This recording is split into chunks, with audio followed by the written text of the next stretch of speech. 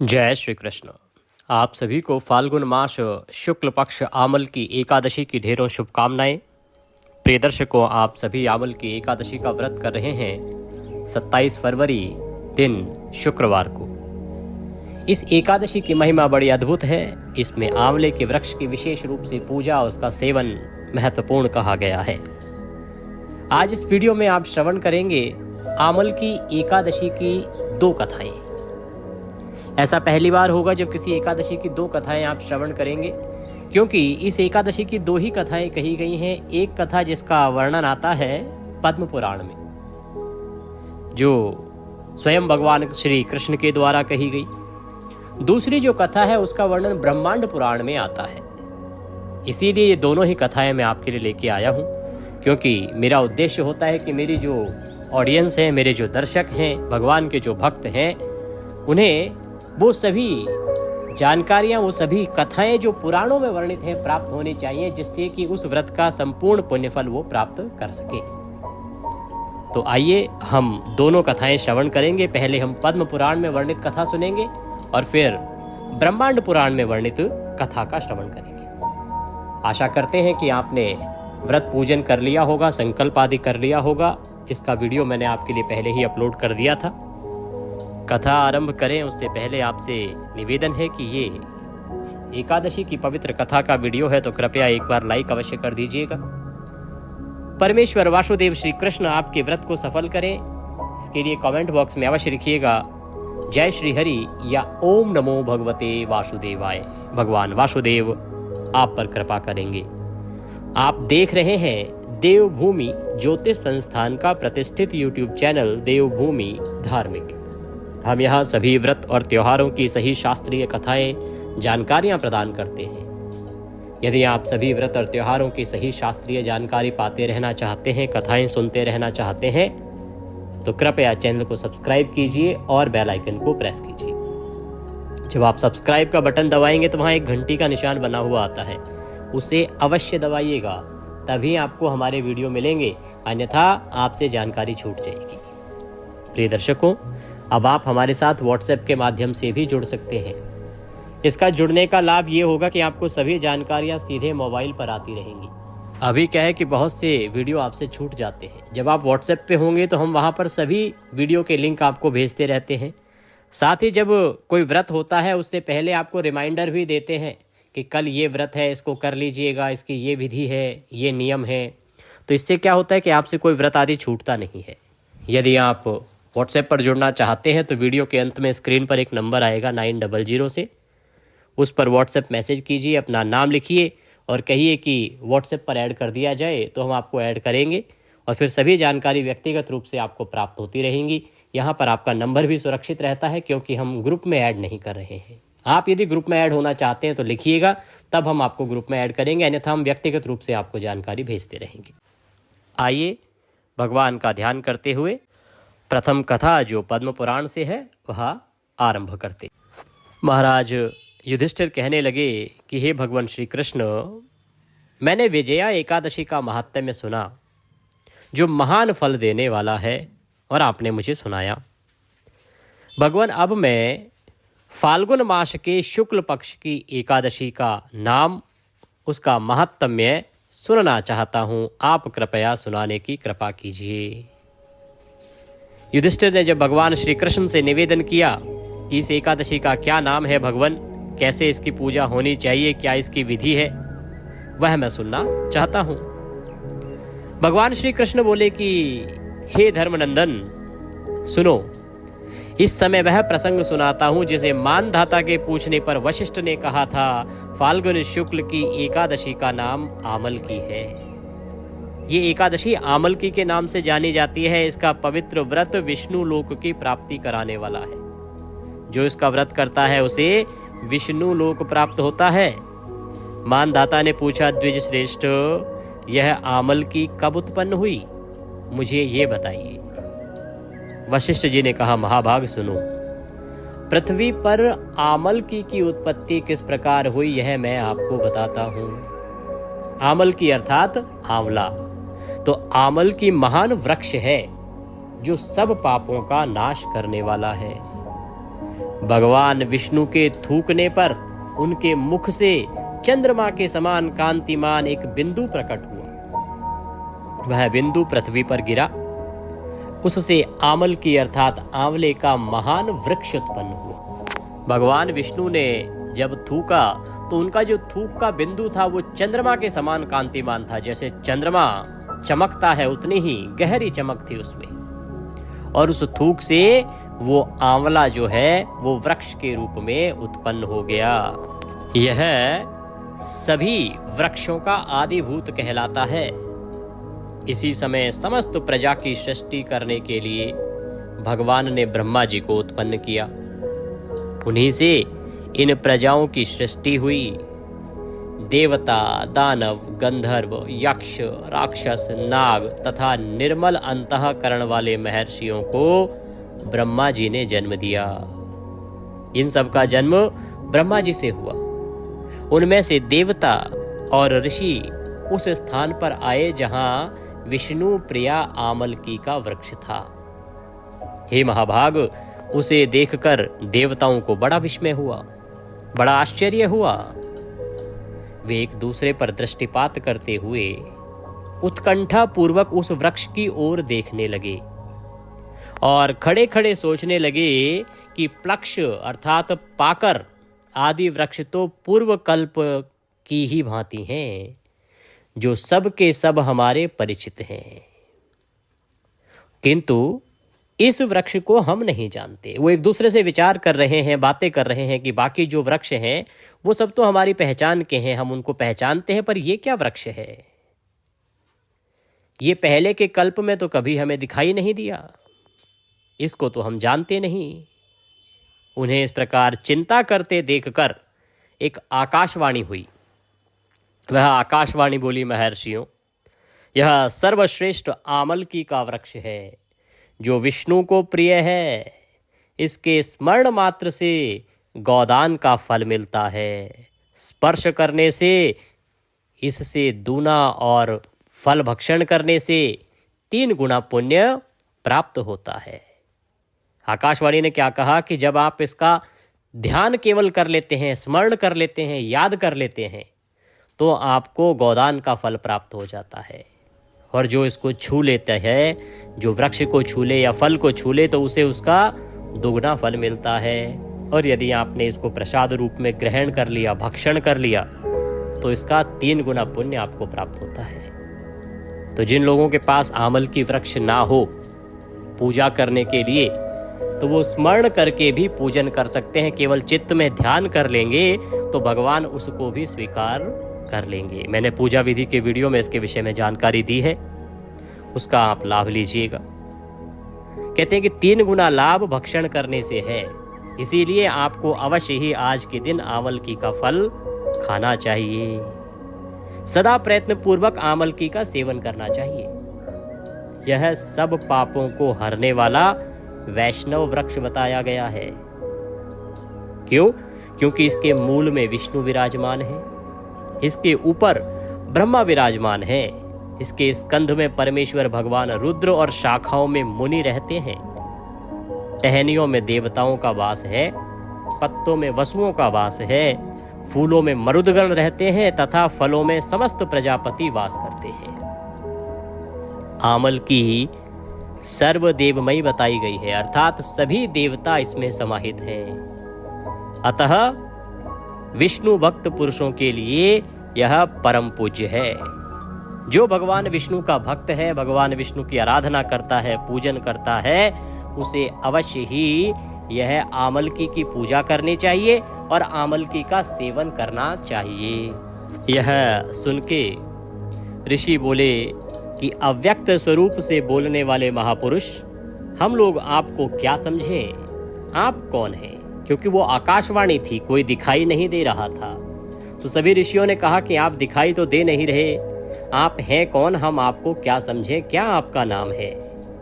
आप कोई देवता हैं या कोई अन्य हैं? हमें ठीक ठीक बताइए, सही सही प्रकार से बताइए। तब आकाशवाणी हुई, आवाज आई, जो संपूर्ण भूतों के कर्ता और समस्त भूतों के सृष्टा हैं, जिन्हें विद्वान पुरुष भी कठिनता से देख पाते हैं, वही सनातन विष्णु मैं हूं। देवाधिदेव भगवान विष्णु का कथन सुनकर उन ब्रह्म कुमार ऋषियों के नेत्र आश्चर्यचकित हो उठे। जब उन्हें पता लगा कि ये साक्षात भगवान विष्णु की वाणी है, तो सबको बड़ी हैरानी हुई। उन्हें बड़ा विस्मय हुआ। वे आदि अंतर रहित भगवान की स्तुति करने लगे। सभी ऋषि बोले, संपूर्ण भूतों के आत्मभूत आत्मा एवं परमात्मा को नमस्कार है। अपनी महिमा से कभी च्युत न होने वाले इन भगवान अच्युत को नित्य प्रणाम है। अंतर रहित परमेश्वर को बारंबार प्रणाम है। दामोदर, सर्वज्ञ और यज्ञेश्वर को नमस्कार है। मायापते, आपको प्रणाम है। आप विश्व के स्वामी हैं, आपको नमस्कार है। ऋषियों के इस प्रकार स्तुति करने पर भगवान श्रीहरि संतुष्ट हुए और बोले, महर्षियों, तुम्हें कौन सा अभिष्ट वरदान दूं? भगवान ने कहा कि क्या है आपका अभिष्ट, अर्थात जो आपको प्रिय है, जो आप चाहते हैं, वह वरदान मांग लो। यह सुन के ऋषि बोले, भगवान, यदि आप संतुष्ट हैं तो हम लोगों के हित के लिए कोई ऐसा व्रत बतलाइए जो स्वर्ग और मोक्ष रूपी फल प्रदान करने वाला हो। तो भगवान विष्णु बोले, महर्षियों, फाल्गुन शुक्ल पक्ष में यदि मनुष्य पुष्य नक्षत्र के होने पर, अर्थात जब पुष्य नक्षत्र हो, पुष्य नक्षत्र से युक्त द्वादशी हो, तो वह महान पुण्य देने वाली और बड़े बड़े पातकों का नाश करने वाली होती है। द्विजवरों, उसमें जो विशेष कर्तव्य है उसको सुनो। आमल की एकादशी में आंवले के वृक्ष के पास जाकर वहां रात्रि में जागरण करना चाहिए। इससे मनुष्य सब पापों से छूट जाता है और सहस्त्र गोदान का फल प्राप्त करता है। यहाँ पे दो महत्वपूर्ण जानकारियां हैं प्रिय दर्शकों। भगवान ने कहा है कि फाल्गुन शुक्ल पक्ष में यदि पुष्य नक्षत्र युक्त द्वादशी हो तो आप बड़े ही सौभाग्यशाली हैं। इस वर्ष यह योग प्राप्त हो रहा है। द्वादशी रहेगी 28 तारीख को और पुष्य नक्षत्र भी बन रहा है। तो ये जो समय रहेगा पुष्य नक्षत्र का, जो 9:30 बजे से शुरू होगा 28 तारीख को, ये बड़ा कल्याणकारी है। कहते हैं कि इस समय जो भगवान का पूजन करता है वह सभी पातकों का नाश हो जाता है, उसके सभी पातक नष्ट हो जाते हैं। तो आप जो पारण करेंगे वो प्रयास करके 9:30 से पहले ना कीजिएगा। अगर आप लाभ लेना चाहते हैं इस शुभ योग का तो 9:30 बजे के बाद आप पारण करेंगे तो आपको ये महाफल देने वाला पुष्य नक्षत्र जो है यह प्राप्त होगा, जिसके विषय में स्वयं भगवान नारायण ने कहा है। मैंने अपनी पूजा विधि के वीडियो में और जो एकादशी का वीडियो था उसमें भी इसके विषय में आपको जानकारी दी थी कि पुष्य नक्षत्र आ रहा है और इसका वर्णन पद्म पुराण में वर्णित है। भगवान के द्वारा कही गई वाणी है ये, इस पर आपको अवश्य विश्वास करना चाहिए और इसका लाभ लेना चाहिए। आगे वह आकाशवाणी स्वरूपी भगवान श्री विष्णु कहते हैं कि द्विजवरों, उसमें जो विशेष कर्तव्य है उसको सुनो कि आमल की एकादशी में आंवले के वृक्ष के पास जाकर वहां रात्रि जागरण करना चाहिए। रात्रि जागरण का फल भगवान ने कहा है सहस्त्र गोदानों का।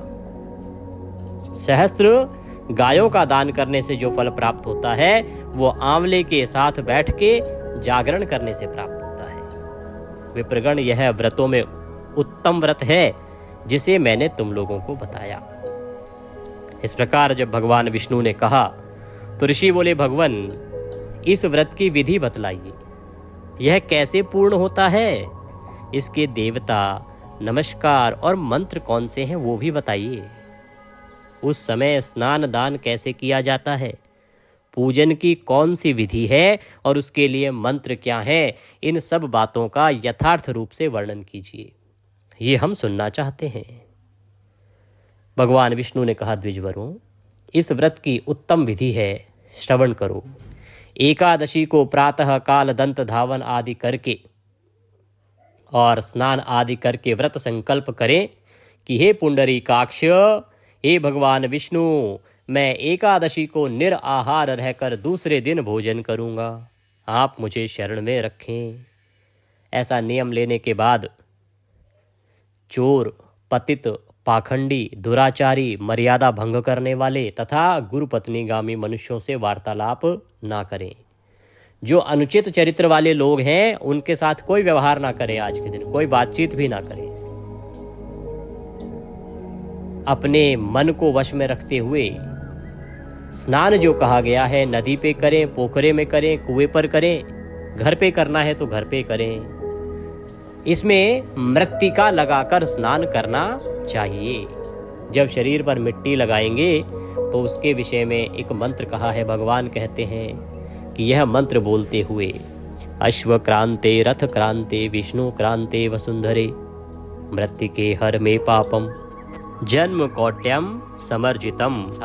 भगवान कहते हैं कि इस प्रकार से निवेदन करना चाहिए कि हे वसुंधरे, तुम्हारे ऊपर अश्व रथ चला करते हैं तथा वामन अवतार के समय भगवान विष्णु ने भी तुम्हें अपने पैरों से नापा था। हे मृत्तिके, मेरे करोड़ों जन्मों में जो पाप मेरे द्वारा किए गए हैं, मेरे उन सब पापों का हरण कर लो। इस प्रकार से मिट्टी लगाते हुए भगवान का स्मरण करना चाहिए। फिर जल से स्नान करते हुए इस प्रकार से मंत्र बोलना चाहिए। त्वं मातः सर्वभूतानां जीवनं तत्रक्षकं स्वेदज उद्भिद जातीनां रसानां पतये नमः। स्नातो अहम सर्वतीर्थेषु हृद प्रश्नेषु च नदीषु देवखातेषु इदं स्नानं तु मे भवेत्। जल की अधिष्ठात्री देवी मातः, तुम संपूर्ण भूतों के लिए जीवन हो, वही जीवन जो स्वेदज और उद्भिज जाति के जीवों का भी रक्षक है। तुम रसों की स्वामिनी हो, तुम्हें नमस्कार है। आज मैं संपूर्ण तीर्थों, कुंडों, झरनों, नदियों और देव संबंधी सरोवरों में स्नान कर चुका। मेरा यह स्नान उक्त सभी स्नानों का फल देने वाला हो। इस प्रकार से स्नान करते समय मनुष्य को निवेदन करना चाहिए, प्रार्थना करनी चाहिए। भगवान कहते हैं कि विद्वान पुरुष को चाहिए कि वह परशुराम जी की सोने की प्रतिमा बनवाए। प्रतिमा अपनी शक्ति और धन के अनुसार 1 या आधे मासे स्वर्ण की होनी चाहिए। स्नान के पश्चात घर आकर पूजा और हवन करें। सब प्रकार की सामग्री लेकर आंवले के वृक्ष के पास जाएं। वृक्ष के चारों ओर की जमीन झाड़ बुहार कर लीप पोत कर शुद्ध करें। शुद्ध की हुई भूमि में मंत्र पाठ पूर्वक जल से भरे हुए नवीन कलश की स्थापना करें। कलश में पंचरत्न और दिव्य गंध आदि छोड़ें। श्वेत चंदन से उसको चर्चित करें। कंठ में फूल की माला पहनाएं। सब प्रकार के धूप की सुगंध फैलाएं। जलते हुए दीपों की श्रेणी सजाकर रखें। तात्पर्य यह है कि सब ओर से सुंदर एवं मनोहर दृश्य उपस्थित करें। इतना सुंदर दृश्य हो वहां पे जो बड़ा ही मनोहर हो। पूजा के लिए नवीन छाता, जूता और वस्त्र भी मंगवा कर रखें। ये भगवान परशुराम के लिए अर्पित करने चाहिए। कलश के ऊपर एक पात्र रखकर उसे दिव्य लाजों अर्थात खीलों से भर दें। फिर उसके ऊपर स्वर्ण में परशुराम जी की स्थापना करनी चाहिए। सोने की परशुराम जी की मूर्ति की स्थापना करनी चाहिए। इस प्रकार स्थापना करते हुए उनके प्रत्येक अंग की पूजा करनी चाहिए। विशोकाय नमः कहकर उनके चरणों की पूजा करें। विश्वरूपणे नमः, इससे दोनों घुटनों की पूजा करें। उग्राय नमः, इससे जंघाओं की पूजा करें।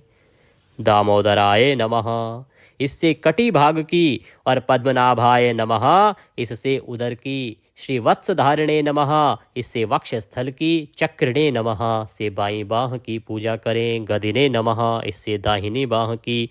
और वैकुंठाय नमः, इससे कंठ की।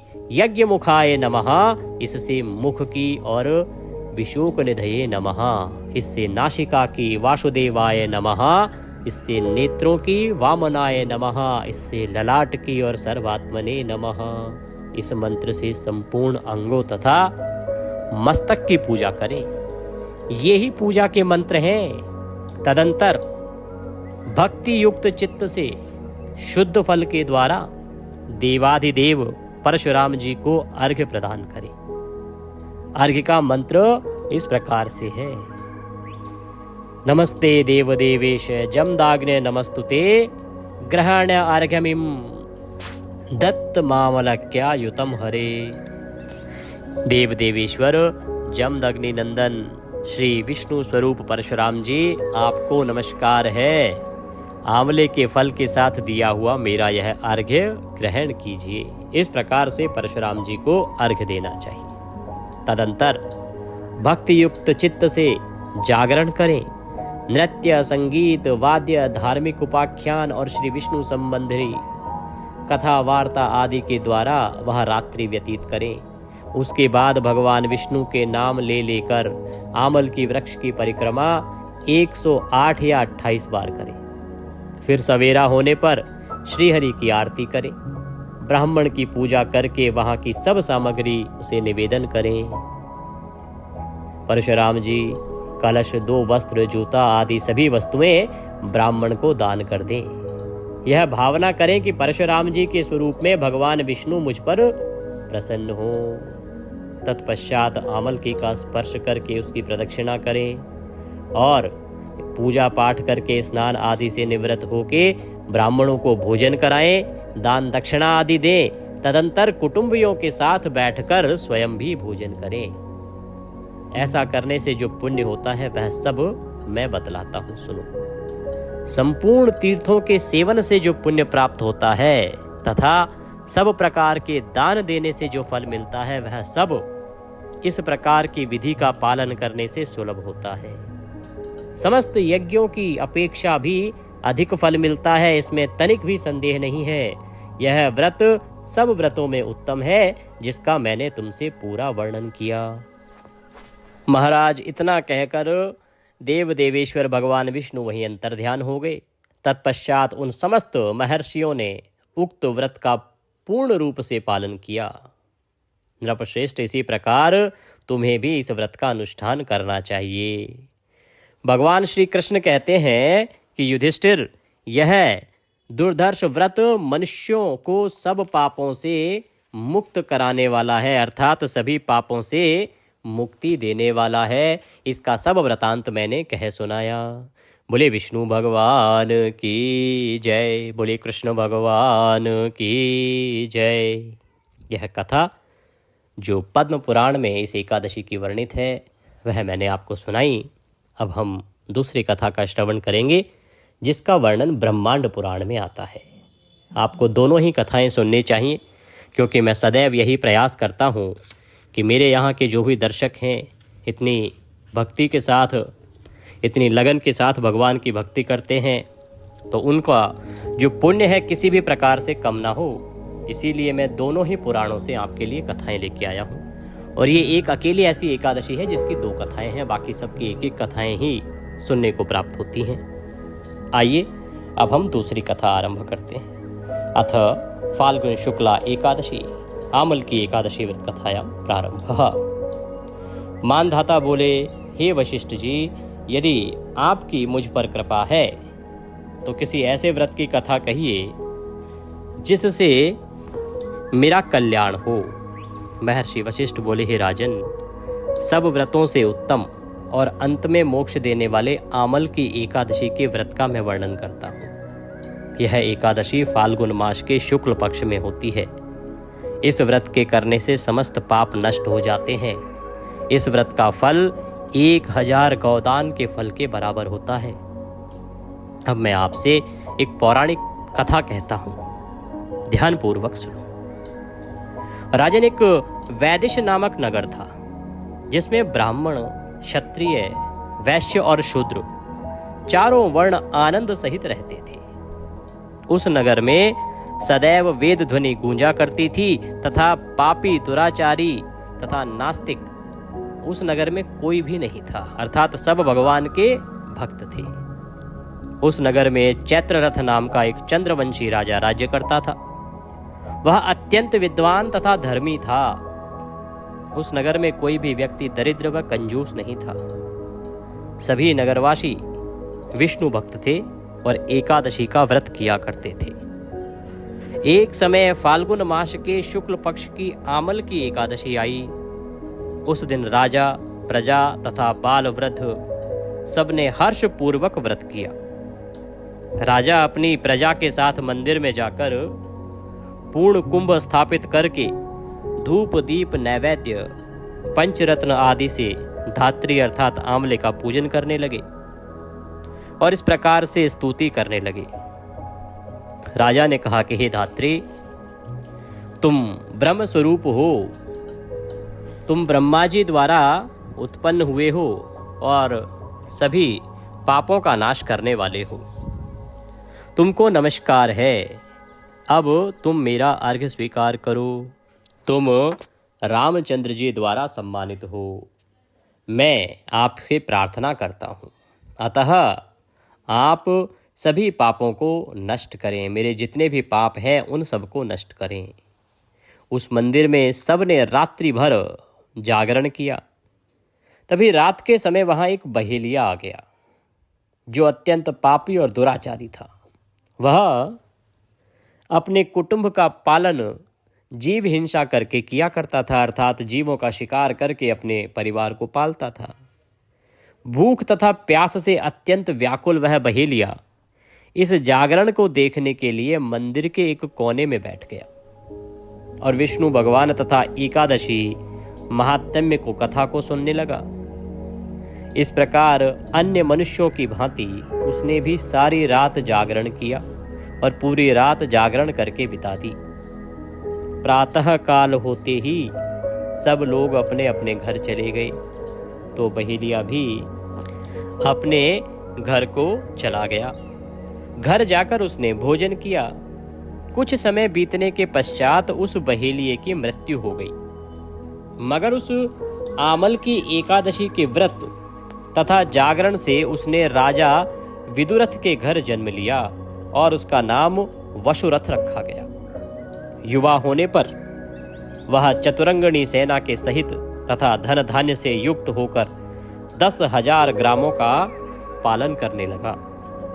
वह तेज में सूर्य के समान, कांति में चंद्रमा के समान, वीरता में भगवान विष्णु के समान और क्षमा में पृथ्वी के समान था। वह अत्यंत धार्मिक, सत्यवादी, कर्मवीर एवं विष्णु भक्त था।